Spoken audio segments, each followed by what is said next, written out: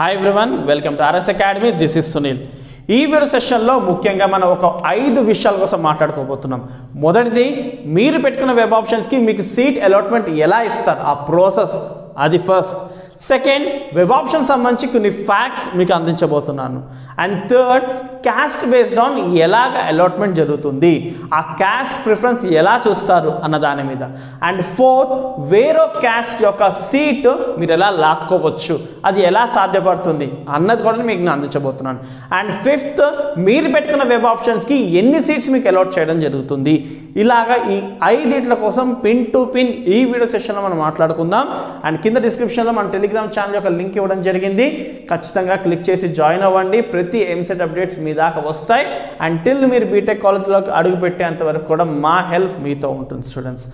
So టాపిక్లోకి వెళ్దాం. First, process ఏంటి? సో మీకు ఇంకొక విషయం మాట్లాడాలి నేను. ఏంటంటే మీరు పెట్టే కామెంట్స్కి మేము రిప్లై ఇచ్చే అంత టైం ఉండకపోవచ్చు, ఎందుకంటే మాకు మిగతా రెస్పాన్సిబిలిటీస్ ఉంటాయి కాబట్టి. కానీ ఖచ్చితంగా ఆ డౌట్స్ బేస్డ్లోనే మా యొక్క వీడియోస్ ఉంటాయి, ఇది మీరు నోట్ చేసుకోవాలి. ఇప్పుడు నేను చెప్తున్న ఈ 5 కూడా కామెంట్ సెక్షన్లోనే ఉన్న డౌట్స్ని అంతా కూడా ఎక్కువ మంది అడిగేదాన్ని బేస్డ్ ఆన్ మా టీం అందించిన ఆ క్వశ్చన్స్ బట్టే ఈ వీడియో మీకైతే అందిస్తున్నాము. సో మేము మా టీం కొన్ని మీకు పర్సనల్గా ఇవ్వచ్చు, లేదు కొన్ని వాళ్ళ వల్ల కానివి ఖచ్చితంగా అవి మా దాకా తీసుకొస్తారు, అది మీకు మేము వీడియో రూపంలో అందిస్తాం ఖచ్చితంగా. సో ఖచ్చితంగా ఛానల్ సబ్స్క్రైబ్ చేసుకోండి. మా ఎఫర్ట్స్కి మీ లైక్ మాకు ఎంతో బూస్ట్ ఇస్తుంది, ఎన్నో వీడియోస్ తీయాలన్న ఆశనిస్తుంది. సో టాపిక్లోకి వెళ్దాం. సో ఫస్ట్, ప్రాసెస్ ఎలాగా? సో ఫస్ట్ థింగ్, ఒక క్యాండిడేట్ ఉన్నాడు. ఫర్ ఎగ్జాంపుల్ అతనిది 10,000 ర్యాంక్ అనుకోండి, ఒక 10,000 ర్యాంక్ అతనికి వచ్చింది అనుకోండి కరెక్ట్గా. సో 10,000 ర్యాంక్ వచ్చిన ఈ క్యాండిడేట్ కొన్ని వెబ్ ఆప్షన్స్ పెట్టుకున్నాడు. ఎలాగా? జేఎన్టీయు. సో జేఎన్టీయు సంబంధించి సిఎస్సి పెట్టుకున్నాడు. అండ్ సెకండ్ ఆప్షన్ కింద అదే జేఎన్టీయులో ఈసీఈ పెట్టుకున్నాడు. సో నెక్స్ట్ ఒక కాలేజ్, ఏదో ఒక కాలేజ్, ఏ అనే కాలేజ్లోని ఇంకొక సిఎస్సి పెట్టుకున్నాడు. ఇంకొక బి అనే కాలేజ్లో అతను జస్ట్ సిఎస్సి స్పెషలైజేషన్ సంబంధించి సిఎస్ఎం పెట్టుకున్నాడు అనుకుందాం. ఇలాగా కొన్ని ఆప్షన్స్ పెట్టుకున్నాడు. సో 10,000 ర్యాంక్ అతనికి సీట్ ఇచ్చే ముందు ఇతనికన్నా ముందున్న 9,999 9,999 వాళ్ళకి ఇచ్చిన తర్వాత ఈ 10,000 అతని దగ్గరికి వస్తారు. సో ముందు వీళ్ళు అయిపోవాలి, అయిపోయిన తర్వాత ఇతని దగ్గరికి వస్తారు. వచ్చిన తర్వాత ఫస్ట్ ఇతను పెట్టిన ఫస్ట్ ఆప్షన్ ఏంటి? జేఎన్టీయు. సో ఈ సీటు ఏమైనా మిగిలాయా లేదా చెక్ చేసుకుంటారు. ఈ 9,999తో ఇక్కడ ఫిల్ అయిపోయింది అనుకోండి, ఇది ఇవ్వడం జరగదు. So next second, JNTU ECE option check చేసుకుంటారు. వీళ్ళతో ఇది ఫిల్ కాలేదు అనుకోండి, ఈ సీట్ ఇతనికి ఇచ్చేస్తారు. మీకు అర్థమైంది కదా? లేదు ఇది కూడా ఇచ్చేయడం జరిగింది, అప్పుడు నెక్స్ట్ కాలేజ్కి మూవ్ అవుతారు. ఏ అనే కాలేజ్లో సిఎస్సి వీళ్ళతో ఫిల్ అయిందా లేదా, ఏమైనా వేకెన్సీ ఉందా, ఇతనికి ఇచ్చేస్తారు. సో ఇలాగా బాటమ్ అతను ఎక్కడ తగులుతుందో అంతవరకు వెళ్తూనే ఉంటుంది. సో ఇది ఒక సాఫ్ట్వేర్ అన్నమాట.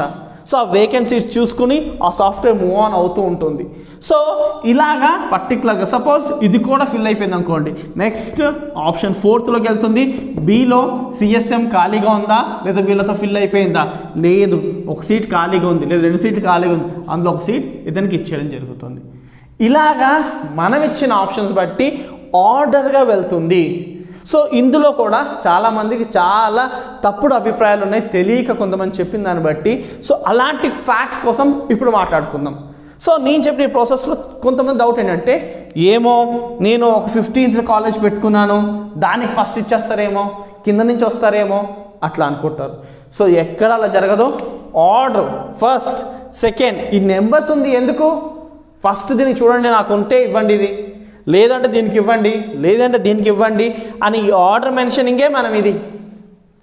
సో యాక్చువల్గా 15 years క్రితం చాలా బాగుండేది ప్రొసీజర్. ఎలాగంటే కౌన్సిలింగ్ సెంటర్స్ మనం వెళ్ళడం, సో మన ర్యాంక్కి ఏ కాలేజ్ వస్తున్నాయో ఆ లిస్ట్ ముందే ఇచ్చేసేటోళ్ళు. ఇప్పుడు ఏమైందంటే మనకు నచ్చిన కాలేజ్ పెట్టాలి, అందులో వచ్చినాయి మనకు వచ్చినట్టు, లేకపోతే రానట్టు. సో దీంట్లో ఏమవుతుందంటే 15 years క్రితం ఒక స్టూడెంట్కి నాలెడ్జ్ ఉండాల్సిన అవసరం లేదు. ఎందుకంటే కౌన్సిలింగ్ సెంటర్స్కి వెళ్తే సర్టిఫికేట్ వెరిఫికేషన్ చేసిన తర్వాత వాళ్ళే మీకు 10 కాలేజ్ వస్తున్నాయి, ఒక కాలేజ్ సెలెక్ట్ చేసుకోవడం చాలా బాగుండేది.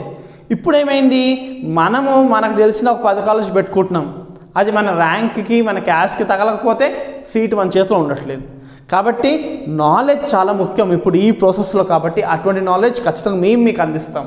సో ఫ్యాక్ట్స్లో ఫస్ట్ ఏంటి, ఖచ్చితంగా ఆర్డర్గానే వస్తారు వెబ్ ఆప్షన్స్, అంతేకాని మధ్యలోదో ర్యాండమ్గానో కింద నుంచో అలా ఇవ్వడం జరగదు. అందుకోసమే మీరు పెట్టుకునేటప్పుడు కూడా ఆల్రెడీ రవి సార్ చెప్పడం జరిగింది, పెట్టుకునేటప్పుడు ఎలా పెట్టుకుంటారు, ప్రయారిటీ బేస్డ్ ఆన్. సో మీకు అన్నిటికన్నా ప్రీషియస్ అనిపించింది ఫస్ట్, ఆ తర్వాత సెకండ్, ఆ తర్వాత థర్డ్, ఇలాగా మీ ఆర్డర్ బేస్ చేసుకొని పెట్టుకోవాలి. సాఫ్ట్వేర్ కూడా అలానే ఆర్డర్గా వెళ్తుంది. ఓకే కదా. నెక్స్ట్ ఫ్యాక్ట్, మీరు చాలామంది అంటే 100 పెట్టుకోవచ్చు లేదా 50 పెట్టుకోలేము ఇలా అనుకుంటారు. ఎన్ని వెబ్ ఆప్షన్స్ అన్నా పెట్టుకోవచ్చు, లిమిట్ లేదు. ఏంటి, no limit. So first fact ఏంటి, ఆర్డర్గా వెళ్ళడం జరుగుతుంది. సెకండ్ ఫ్యాక్ట్ ఏంటి, నో లిమిట్. సో ఏంటి, నో లిమిట్, లిమిటే లేదు. ఎన్ని వెబ్ ఆప్షన్స్ అన్నా పెట్టుకోవచ్చు, ఏ బ్రాంచ్ కన్నా పెట్టుకోవచ్చు. మూడోది, చాలామంది కట్ ఆఫ్స్ని చూసుకుంటారు. వెరీ గుడ్, కట్ ఆఫ్స్ని చూసుకోండి, కానీ ఆ కట్ ఆఫ్ బేస్డ్నే పెట్టుకోవాలనుకుంటారు. ఫర్ ఎగ్జాంపుల్ ఇక 10,000 ర్యాంక్ వచ్చిన అతను 8,000 కట్ ఆఫ్ ఉందనుకోండి, సో ఈ కాలేజ్ పెట్టుకోకూడదు అనుకుంటారు. అలా ఏమి కాదు. కట్ ఆఫ్ అన్నది ఒక ఇన్ఫర్మేషన్ మాత్రమే, అంతేకాని నీ ర్యాంక్ 10,000 కదా, మాకు లాస్ట్ ఇయర్ కట్ ఆఫ్ 8,000 కదా, నువ్వు మా కాలేజ్ పెట్టుకోవద్దు అని ఎక్కడా రూల్ లేదు. చాలామంది ఏంటంటే 8,000 కట్ ఆఫ్ ఉంది, దీనికి నీకు 10,000 ర్యాంకు, నువ్వు పెట్టుకోవడానికి అర్హుడు కాదంటారు. అలా ఏం కాదు. ఈ cut off EAMCET cut off ఏంటంటే లాస్ట్ ఇయర్ ఆ కాలేజ్లో ఆ బ్రాంచ్కి ఉన్న డిమాండ్కి నిదర్శనమే ఈ కట్ ఆఫ్, అంతేకాని నీకు 8,000 లోపు ఉంటేనే మా కాలేజ్కి రా అని కాదు. సో ఈ పాయింట్ని చాలా క్లియర్గా చూసుకోండి. So cut off based on చూసుకోవడం ఎందుకంటే, ఓకే పలానా కాలేజ్లో నాకు కాలేజ్ వచ్చే అవకాశం ఉంది, నాకు సీట్ వచ్చే అవకాశం ఉంది అని ఒక రఫ్ ఎస్టిమేషన్ మాత్రమే, కానీ ఆ ఫ్లక్చువేషన్స్ అవుతాయి, డిమాండ్కి సంబంధించి ఫ్లక్చువేషన్స్ అవుతాయి. Okay, so cut off based on పెట్టుకోకూడదు, చూసుకోండి అంతే, లిమిట్ లేదు, ఆర్డర్గా వెళ్తుంది. ఇంకోటి ఏంటంటే 1,00,000 ర్యాంక్ వచ్చింది ఒక వ్యక్తికి, సో 1 lakh ర్యాంక్ వచ్చింది అనుకోండి, టాప్ కాలేజ్ పెట్టుకోకూడదేమో అనుకుంటాడు. అలా ఏమి కాదు, JNT కూడా పెట్టుకోవచ్చు. సో అక్కడ సీట్ ఉంటే ఇస్తారు, లేదనుకో లేదు. కానీ 1 lakh వచ్చిన అతను కూడా JNTకి పెట్టుకోవచ్చు, CBIT పెట్టుకోవచ్చు, ఏ కాలేజ్ కన్నా పెట్టుకోవచ్చు, ఎంత టాప్ కాలేజ్ అయినా పెట్టుకోవచ్చు. కానీ అక్కడ సీట్ ఉంటే అతనికి ఇస్తారు. కొన్ని బ్రాంచెస్లోని డిమాండ్ లేకపోతే అక్కడ కొన్ని అవగాహన లేక ఆ బ్రాంచ్కి దగ్గర వెళ్ళరు. అలాంటప్పుడు అదృష్టవశాత్తు 1 lakh వచ్చిన అతనికి కూడా టాప్ కాలేజ్ వస్తుంది. బ్రాంచ్ యొక్క నాలెడ్జ్ ఇగ్నోరెన్స్ వల్ల కూడా అలా జరిగిన ఛాన్సెస్ చాలాసార్లు ఉన్నాయి. సో అది మీరు మైండ్ చేసుకోవాల్సింది. సో అలాగే 5th పాయింట్ ఏంటంటే, ఒకవేళ మీరు ఒక 10 ఆప్షన్స్ పెట్టుకున్నారు, ఆ 10 ఆప్షన్స్లో మీ ర్యాంక్కి మీ క్యాస్ట్కి ఏది తగలలేదు అనుకోండి, నో సీట్ అలౌటెడ్ అని ఇస్తాడు. దానికి అర్థం మీకు సీట్ రాలేదు అని. చాలామంది ఏంటంటే ఒక 10 పెట్టుకున్నాం అనుకుని ఏదో ఇవ్వాల్సిందే, ఆ రూల్ ఉందేమో అనుకుంటారు.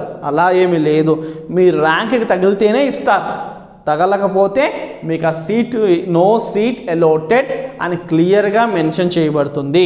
సో ఈ ఫ్యాక్ట్స్ మీరు మైండ్లో పెట్టుకోండి. ఓకే, ఏంటది, ఎంత ర్యాంక్ వచ్చినోడైనా సరే ఏ కాలేజ్ అయినా పెట్టుకోవచ్చు, ఖాళీ ఉంటే ఇస్తారు. నెక్స్ట్, మీకు సీట్ అలౌట్ అవ్వకపోతే నో సీట్ అలౌటెడ్ అంటారు. అండ్ ఖచ్చితంగా ఆర్డర్ ఫాలో అవుతారు, అండ్ ఎటువంటి లిమిట్ లేదు. కట్ ఆఫ్ బేస్డ్ ఆన్ చూసుకోండి, కానీ అలానే పెట్టుకోవడానికి మాత్రం ట్రై చేయకండి. ఓకే, నెక్స్ట్ మనం మాట్లాడుకోవాల్సింది ఏంటంటే, క్యాస్ట్ ఎలాగ ఇన్ఫ్లుయెన్స్ చేస్తుంది మీ అలాట్మెంట్కి. సో ఆ డీటెయిల్స్లోకి వెళ్తే, ఫర్ ఎగ్జాంపుల్ ఒక కాలేజ్లో 100 సీట్లు ఉన్నాయనుకోండి. సో అలాంటప్పుడు బీసీ క్యాండిడేట్స్కి 27 సీట్స్ ఫిక్స్గా, అంటే 27% అన్నట్టు, అందుకే 27 సీట్స్ అన్నాం. అదే ఎస్సీ క్యాండిడేట్స్కి అనుకోండి 15 సీట్స్ పక్కన పెడతారు. 100లో 15 సీట్స్ ఎస్సీ క్యాండిడేట్స్కి ఇచ్చేస్తారు. అదే ఎస్టీ క్యాండిడేట్స్కి అనుకోండి 7.5 సీట్స్ పక్కన పెట్టేస్తారు. అదే మనకి ఈడబ్ల్యూఎస్, సో ఈడబ్ల్యూఎస్కి 10 సీట్స్ పక్కన పెట్టేస్తారు.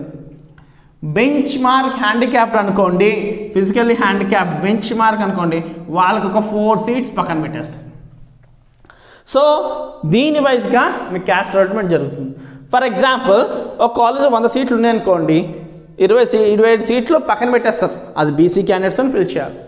అండ్ ఒక 15 పక్కన పెట్టేస్తారు, ఎస్సీతోనే ఫిల్ చేయాలి. ఎస్టీ కోసం 7.5, ఈడబ్ల్యూఎస్ సంబంధించి ఒక 10 సీట్లు పక్కన పెడతారు. Physical handicapped bench mark physical handicapped మాత్రం ఒక 4 సీట్లు పక్కన పెడతారు. పెట్టిన తర్వాత మిగతా సీట్స్ ఏవైతే ఉంటాయో వాటిని ఓపెన్ కేటగిరీలో ఫిల్ చేస్తారు. సో అరౌండ్ ఇది ఒక 63.5 ఉంటుంది, అదొక 36.5% ఆఫ్ సీట్స్ని ఓపెన్ కేటగిరీలో ఉంటాయి.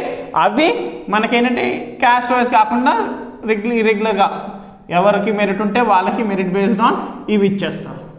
ఈ ఆర్డర్ బేస్డ్ ఆన్ మనకైతే ఇస్తారు. ర్యాంక్ ఇచ్చేటప్పుడు మాత్రం ఎటువంటి క్యాస్ట్ చూడరు. అలాట్మెంట్ అప్పుడే ఈ పర్సంటేజ్ బేస్డ్ ఆన్ బీసీకి 27, ఎస్సీకి 15, ఎస్టీకి 7.5, ఈడబ్ల్యూఎస్కి 10, పీహెచ్కి 4% లాగా చూసి అలాట్మెంట్ జరుగుతుంది.